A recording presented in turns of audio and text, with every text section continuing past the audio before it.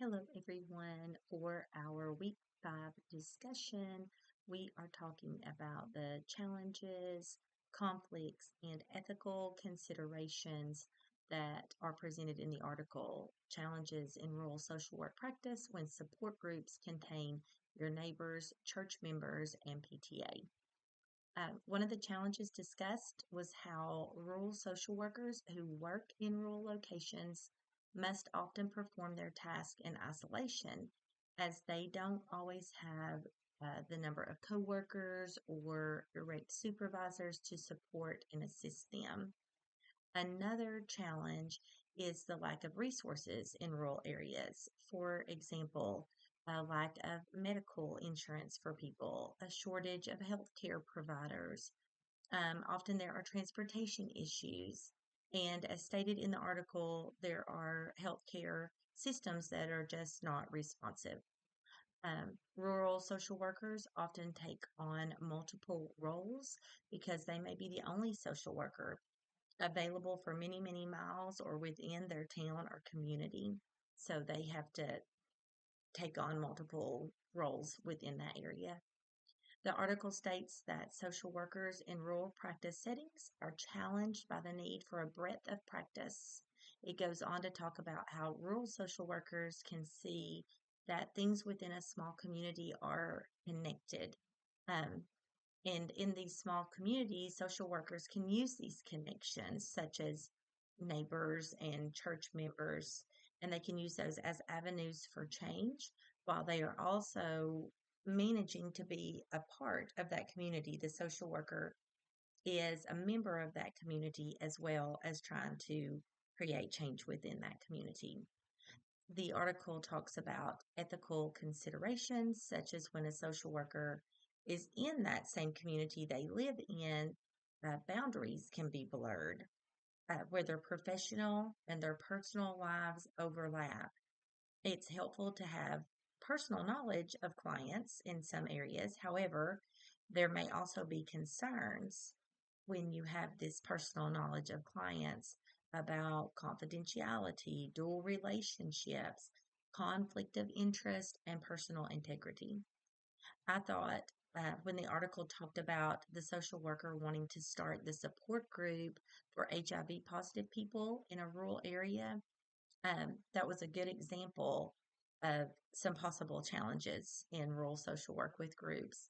It really made me think about how people in a small community might react to something like that kind of support group. Also, in the rural area, people would know where this social worker lives. It could be dangerous for this social worker if people were upset, and the confidentiality of the clients could be jeopardized. For example, in the article, it talked about the social worker storing the records in their house. And if the social worker were to store records in their home and someone took those records, the social worker would that confidentiality would be breached right there. Social workers in rural area need to be aware also that there is increased visibility from the community members, and sometimes the social workers can be pretty scrutinized in those areas.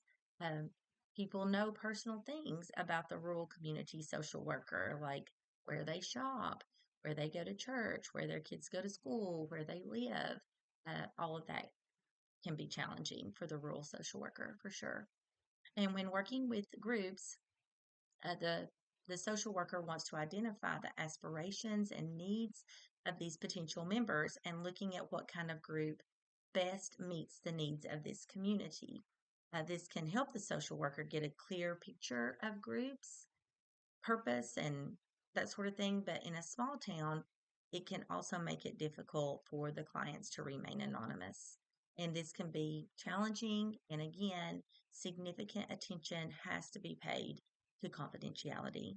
That's always an issue in the social work rural communities that we've been talking about. Dual relationships is another ethical area. The article states that the Code of Ethics advises social workers to take precautions to avoid dual relationships, but also suggests when these relationships are unavoidable that the social worker should take steps to protect their clients. The social worker is responsible for setting clear, appropriate, and culturally sensitive boundaries. And as someone who grew up in a small town, I can see how this could be a difficult situation to manage and navigate for the rural social worker. The rural social worker could have problems when working on things like social advocacy, working to improve social conditions, and meeting human needs. These are core values of social work and group social work practice. Personal relationships can make it harder for the rural social worker in their professional role at times when they are doing things like challenging existing norms and values. This could upset friends or family members with people that the social worker may know. And sometimes having the personal relationships, however, can be helpful. For example, if the social worker knows someone who is in um, an influential position within the community, that might could be helpful when the social worker is doing these kinds of things like social advocacy. Social workers need to be self aware and have skills that will help them navigate these issues so that they not only avoid ethical violations, but they can help build relationships. And the article talks about how important it is for social workers in rural settings who do not have a lot of support to make connections with social workers in neighboring areas using things like Zoom. I think the article actually mentioned Skype. Um, but these kind of things help workers connect with others and hopefully help them with burnout and not getting burned out. As we all know, that is a problem. Transportation is a significant challenge for those working in rural areas. The clients I personally work with have many transportation barriers and challenges, and childcare can also be a challenge. Social workers, when leading a group, also need to look at the fact that there may already be interactions established within the community between group members. They may know each other through business or interact with each other regularly or have family relationships. A social worker needs to look at these unique um, aspects within rural communities. These things can also be strengths. And by acknowledging these, the social worker can show that they recognize and respect the differences that happen within the rural settings. Thank you.